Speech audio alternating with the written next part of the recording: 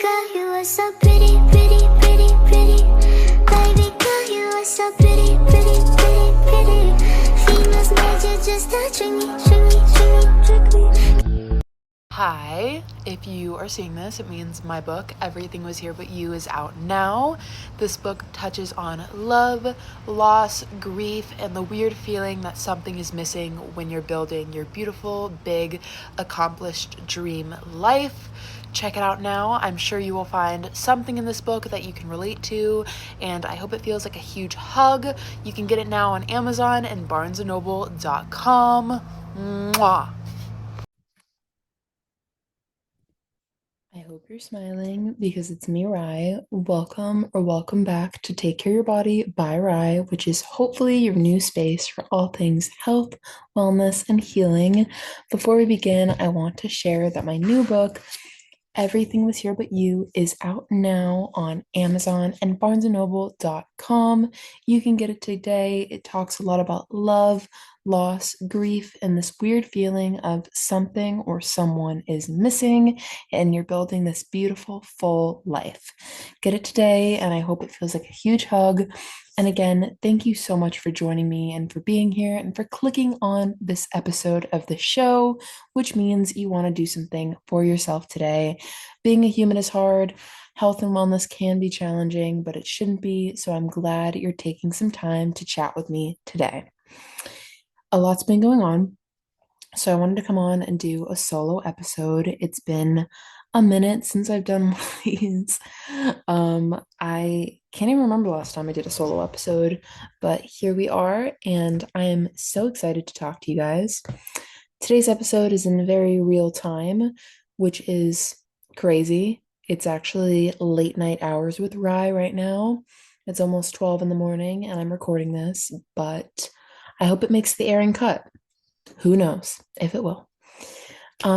So recently I've been dealing with some really mean thoughts, which I think is really sad because if you look at everything I do on paper, I'm 19. I have this global health and wellness podcast where I talk about, important topics that people need to see and hear and feel to feel less alone. And I have two books out now, and I'm doing all these amazing things. I graduated high school at 15. I'm 19, going for my master's right now. But it's like, for me, in my head, I'm sometimes like, I need to be doing more. I'm not doing enough. I'm not where I want to be. And then I'll often constantly like rush myself into building more and growing more and not being able to accept where I am in the current moment. And that is something I'm realizing. And it's so interesting because I've often, this past week, my allergies were flared up and I was not feeling well. And I noticed, like, when you're sick, you're so nasty to your brain and you say the worst, like, thoughts ever because I think like you don't have the ability to physically do anything when you're not feeling well, like you can't function, so you're just going to be in your own head judging yourself. And I was like, wow, like I literally suck, like this podcast sucks, no one cares, what am I doing, why do I do this? And then I was also letting like outer noise come and attack me. I had like some people DMing me telling me that I post too much, telling me my book sucks, telling me really nasty remarks. And it just was like everything was hitting me at once. And then I was getting some really weird, uncomfortable DMs from weird, like men and weird accounts. And I'm like, why is this all happening? I suck. This is just a reflection of me. And it means I'm a poor, horrible human being and I make poor choices. Like I was really coming at myself. And then I really sat down and I was like, you know what? I would not accept this treatment from someone else. If a guy was speaking to me this way, if a friend was speaking to me this way, I would literally walk away and say, I deserve better than this treatment. I'm not going to accept it. So why am I going to sit there and take it from myself? And that really made me think like, we often are our own worst enemies and we bully ourselves. But why are we going to bully ourselves when we truly need to have our own interest at heart? Because no one is going to defend you like you. We are born alone, we die alone. You are stuck with yourself for the rest of your life. Why not make it a pleasant place? Why not make it a beautiful journey with yourself, for you to fall in love with yourself and realize like you are who you're stuck with. You should like who you are in the mirror. And like, I know there's all that nonsense of, you can't love someone else if you don't love yourself. And I don't really necessarily think that's true because I've definitely not completely loved myself and I've loved other people. But I think you have to accept yourself if you don't think you're amazing and beautiful and smart and intelligent. But if someone constantly feeds you those compliments and, tells you, I love your work, I love, what you do, you're not going to be able to accept that because you're going to say, well, in my head, I suck. So that's what goes. Like any positive, attributes that you're telling me I have, I'm not going to believe because I don't believe it about myself. And it's almost like if you don't believe something about yourself, it doesn't matter what other people think of you. You can be the most successful, beautiful, amazing person. But if you don't speak positive to yourself, the rest of the other stuff you do does not matter. So take this as your sign to be kind to yourself this week and today and talk to yourself like you would a best friend. If you wouldn't say it to your best friend, don't say it to yourself, please. I'm working on that too. Another interesting experience I had today was I encountered a really weird individual on a walk with my dog. And it was a really, really weird experience. My flight or flight mode was definitely kicked in, and I was like, absolutely not. Let me get out of this situation. It's making me feel physically uncomfortable. Like, I'm not going to be in harm's way. And what's so funny is for a girl who's been talking really unkind to herself all week, the spot of danger, it's suddenly like, I know my worth. I'm running home. I'm getting out of this, which I find so fascinating that when it comes to literally being in physical danger, being in an unsafe situation, I can leave. I can, know my worth and realize like I deserve to not be harmed. But when it comes to my own thoughts and brain, it's I'm going to talk badly about myself for 20 minutes. That's what I find interesting. Isn't that so like, I think it just tells you so much about the human brain without telling you. Like, we can be physically okay and sure of ourselves and know, like, I have things I do. I have a brand to run. I have books to write. I have people that need me. I need to physically be okay versus my mental health matters, my thoughts matter. I need to be kind to myself because my thoughts also go into the other stuff that I physically need to be present for. It really does go hand in hand. You have to be kind to your mind and kind to your body because without your mental health, your physical health isn't going to be doing well. And without your physical health doing well, your mental health isn't going to be doing well. You really got to take care of both people. Take care of your body, please. So that's a little tidbit. But other than that, I wanted to kind of come on here and talk a little bit about life and how hard and overwhelming it can be, and just really remind you all that no matter wherever you are on your journey, if you're 19 like me, if you're 32, if you're 45, if you're 70, if you are on the end of your life, wherever you are, that it's okay if it looks different than others. I think like this is something that really bothers me, and I talk a lot about it in my first book, Once Upon a Time I Survived Myself. But we often like look at life as this like timeline of I have to have my life planned out. I have to get married by this age. I have to have kids by this age. I have to go to college at this age. I have to, be successful by this age. And something like I've definitely am walking proof of is your timeline looks completely different from someone else's. And that's okay. Like, you are not supposed to have the same exact life path as the person next to you. And there's nothing wrong with that. There is nothing wrong with having a completely different plan, career path, relationship choice, whatever it is. You do not need to be climbing and succeeding and forcing yourself to be in positions and in paths that you don't really want to walk forever. I think this is hard for a lot of people, especially like something I realized is I've realized I tend to make people feel smaller because of where I'm at. It's not something I intentionally do, but a lot of times people I know that are the same age as me look at me and they don't see me as someone that inspires them. They see me as someone who's doing bigger and better things than they are, quote unquote. Obviously, I have days I struggle, but it's hard to not think about that when you're on social media. Social media tends to romanticize and show the highlight reels. So, and I completely understand, like, you see me posting books, you see me doing these interviews, and you're like, wow, like Rylan has it all figured out. Rylan doesn't have it figured out. I really wish she did. Um, but it's like for some people, they look at me and they don't know what they want to do. And instead of using me as inspiration, like, wow, Rylan's so authentic. She puts herself out there. That's amazing. Like, she motivates me to not let my pain define me and be creative in whatever aspect I'm interested in. They're like, Rylan is 19 and is doing all of this. I feel insecure. I need to pull back. And that goes back to my broken mirror theory. A broken mirror is going to sit here and judge a regular mirror because the regular mirror reflects to the broken mirror where it needs to grow. People can only meet you as far as they've met themselves. So if you don't know who you are and you meet someone who has it kind of figured out, is taking it day by day, is passionate, dedicated, and on a journey of growth and change, that's going to scare the crap out of you. And you're going to want to unfollow, block, delete, remove them, and get them away from you because they trigger you.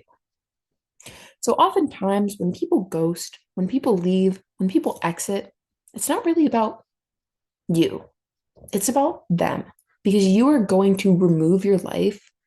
You are going to remove yourself from someone's life when someone makes you feel uncomfortable. Because if you're not growing, you're staying stuck, and nothing comes from staying stuck. I always say this, nothing comes from staying stuck.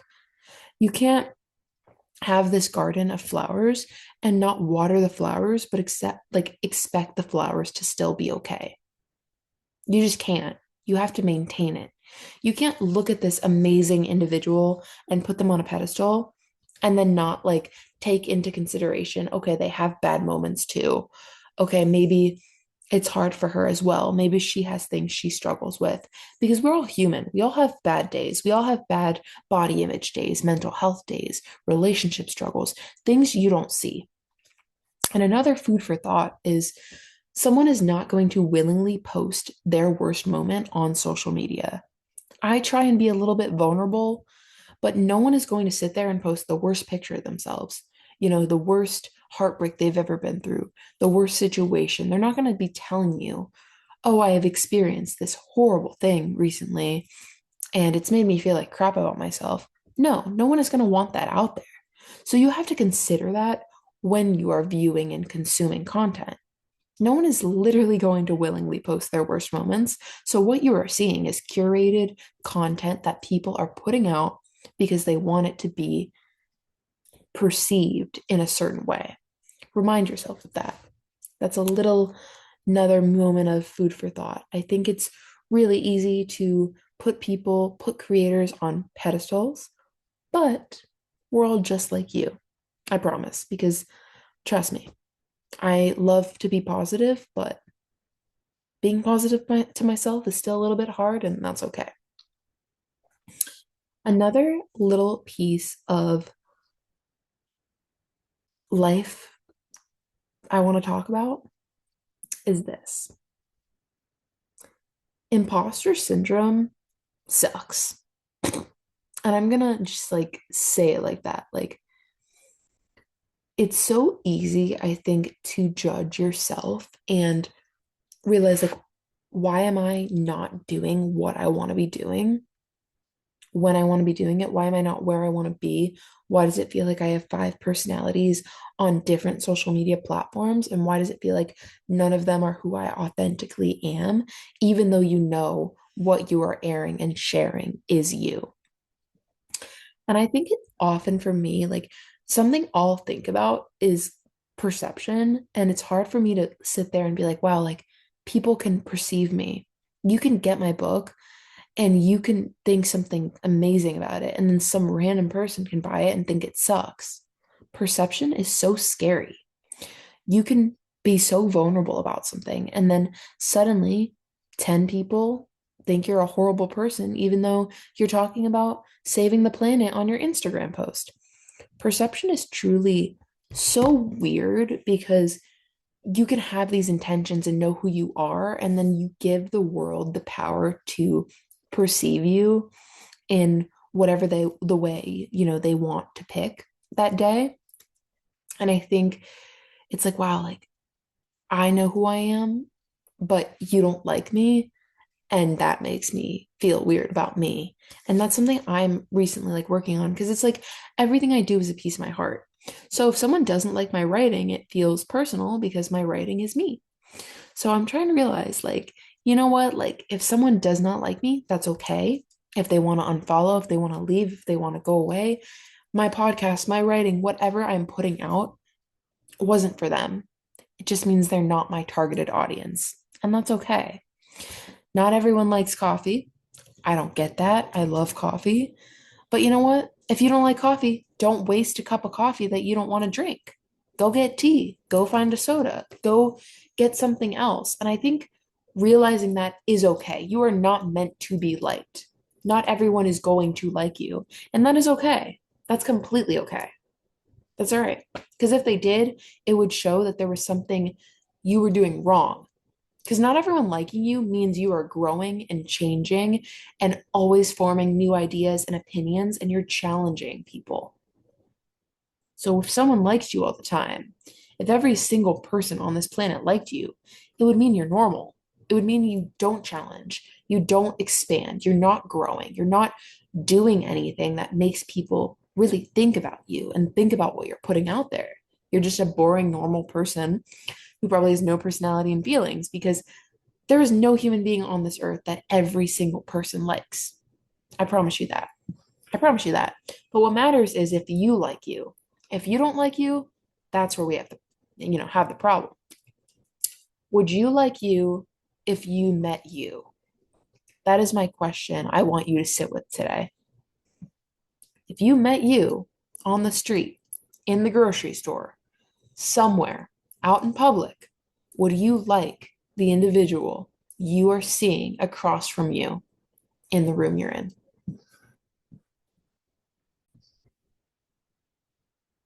So I'm getting a little emotional because on February 20th, it means my podcast will be 2 years old. And if you don't know the original story of how this podcast started, I'm about to share that with you. And I'm going to try not to cry. But this podcast, firstly, means the world to me, even if I'm spiraling and I'm thinking it sucks and doesn't matter. It's actually like a really big deal because you know what? Like, I didn't start this podcast to be famous, to go viral, to blow up or have people all around the globe listen. I started this podcast because I needed a space like this when I was younger. I needed someone to tell the truth. I needed someone to share these ideas and feelings and emotional topics and kind of do it in a way that's like I'm holding your hand, you're okay, you're not alone. Because when you look for, okay, someone talking about chronic illness or heartbreak or trauma, you don't really get a creator that understands it from a personal perspective. You get it, from a medical or psychological, therapist perspective. And I was like, you know what? I've been through all these experiences. I've overcome a lot. I've endured a lot. I want to share what I've been through. And I was 17. I was in the process of getting diagnosed with POTS, which stands for postural orthostatic tachycardia syndrome. It's a form of dysautonomia, which simply means my autonomic nervous system does not regulate or function properly like the normal person. So, a normal human being can function, and my nervous system does not often know how to do what yours can do without having to think about doing it. So, heart rate, blood pressure, digestion, blood flow, circulation, um, blood sugar levels, and so much more is impacted because of it. My body is extremely confused. Does not always want to be on my side. So I have days where I am extremely dizzy, lightheaded, fatigue, can, you know, not function as amazing as normal. And then I have amazing days where I push through and get what I need to done. But, anyways, that's a little bit about what POTS is. And essentially, I started this podcast when I was 17. I was getting diagnosed with POTS. No one really knew what was going on. And the thing about it is, it's invisible. And when something is invisible, we often don't think it's real. If you can't see something, quote unquote, it must not be there. Well, if you know me, I have a lot of invisible struggles, and just because you can't see something doesn't mean it's not real. It doesn't mean it's not there. It doesn't mean a human doesn't struggle with it. There's a lot of conditions and disabilities and mental health challenges that you can't see that are extremely real. But unfortunately, there are some doctors who do not think that way.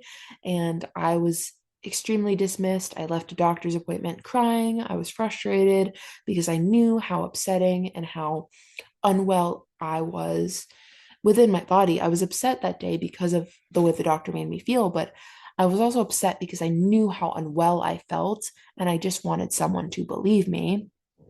Thankfully, I found some amazing doctors that I still am with today, and I would not be here without them and without their guidance within my health and getting properly diagnosed.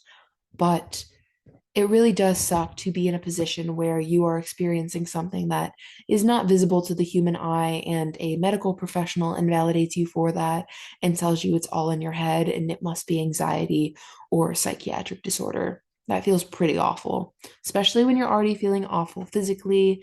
Telling someone that you don't believe them in regards to the way they feel about their body, which they know best, is horrible. So I left this doctor's appointment very upset, very in tears. And the idea to start a podcast was already sparked in my mind. My journalism teacher, who I had when I was 15 years old, impacted me and changed my life in ways I can not express. And if you know me, I'm very expressive. I would not be the writer I am if it wasn't for her. I would not be the human I am in the creative world if it wasn't for her influence and belief in me. She believed in a version of me that did not believe in herself. So I'm forever grateful for her. She sparked the idea of starting a podcast in my head. She told me, you think, you say, you write all these things that people need to hear. Why not start a podcast?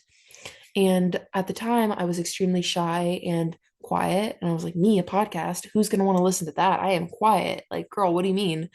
So the idea was sparked in my mind the same year when I was 17 and was undergoing the whole POTS diagnosis. And before I could really formulate the podcast, she unfortunately passed away and I lost her. And that was a really huge loss that was significant for me, because when you lose someone who meant the entire world to you, but also helped shape a version of you, it's really hard to kind of function creatively, especially without them, because it's like, wow, like you saw me. Now I now have to see myself the same way you did.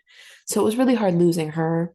But I ended up starting the podcast after that doctor's appointment with the spark in me that she would want me to. I created it in her honor, and literally in my car, sobbing, I downloaded Spotify for podcasters, is what it was called at the time. I put it on my phone. I typed in Take Care of Your Body by Rye. I knew that's what I wanted to call it. And I recorded my first episode later that evening. And that is how this podcast started, from tears, grief, and a girl with a dream. So here we are, 2 years strong, baby. No matter my thoughts, no matter my feelings about this show, I'm not going anywhere with it. So thank you for being here and for loving every single version of me, even the ones that I don't often love or like or agree with. I thank you, because Maybe it's just a podcast to you. Maybe it's one you sometimes listen to. Maybe you just started listening and you're like, what the heck are you talking about? I don't know who the hell you are. Stick around though. I talk a lot about cool topics and health and wellness topics, and I talk to a lot of really amazing, inspiring professionals and people about ways to take care of the body, ways to live a more fuller, healed, beautiful life. So definitely hit follow, stick around. I promise it's not always sappy hour. Um, but thank you for being here because I have recorded a podcast, probably experiencing every emotion there is in the handbook of emotions, and you guys have loved every single episode I've done, no matter how I felt recording, if I was sick, if I was heartbroken, if I was sad, if I was struggling, whatever was going on. You guys still showed up for me, and I will continue to show up for you. So, thank you for that. I am so beyond lucky to have you and have this community. 2 years going strong. So that is how the podcast started. And if you needed that reminder, your pain is not who you are. You are not what happened to you. You are what you make after it. So this podcast started from pain. I created it during one of the worst seasons of my life, but I've turned it into something beautiful that has helped so many of individuals around the world, and everything I do is to help people and help them heal. So that's your reminder. You are not defined by your pain. You can truly turn it into something beautiful. And I am proud of you. And I am so beyond lucky to have this community. I will keep saying it, but I truly am. I am grateful for every opportunity this podcast has given me and everything you guys have given me, because I've learned so much from just recording and sitting down and reflecting and being in this space with you guys. I'm going to try not to cry. We need Kleenex to sponsor the podcast. I need to work on that because I'm very emotional, but I love this show so much. Well, I want to thank you so much for listening and for joining me on this very reflective, quiet, but contained episode of life and lessons and just the journey of being a sensitive, blonde, creative author, podcaster, not to be specific. No, but the journey of being a human, because it's very complicated. And if you're struggling, if you're having a hard week, if you're doubting yourself, if you're experiencing hard thoughts, no, you're not alone. And you are loved, you are capable, you are so valued, and you have a safe space here. Hit follow, share with a friend, and know you're not alone. And definitely make sure you check out my books. Once Upon a Time, I Survived Myself, which is for anyone who's been through anything hard. And then we have her sister, Everything Was Here But You, which is really written for anyone who's loved, lost, and still felt like something is missing while you're trying to heal and build a beautiful life. Both books feel like a hug. And then you have the podcast where you can find me. I'm so grateful for you. Thank you for being here. If you need anything, feel free to message me on Instagram at Take Care by RY, or for personal updates, follow at RYLINROSEE. That's where you'll find my personal life, my outfits, and a lot of my writing, because I write a lot. I write as much as I talk. But again, thank you so much for being here. I'm so grateful for you. As always, with love, Rye.